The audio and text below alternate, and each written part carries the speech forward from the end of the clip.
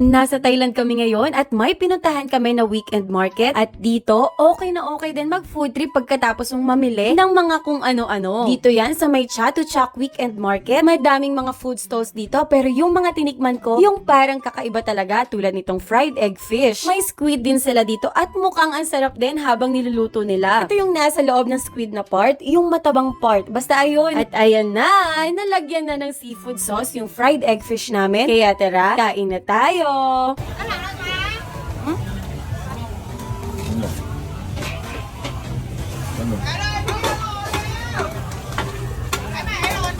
Medyo matigas pero Kain pa tayo ulit, kaya dito naman tayo sa King Octopus na natakam talaga ako sa mga baby octopus. Pag maliit na baby octopus, hindi na nila ginugupit. Pero pag malalaki, ginugupit pag ilalagay nila sa cup. Masarap talaga to kasi may seafood sauce pa sila na nilalagay at maanghang din yan. Kaya tara, kain.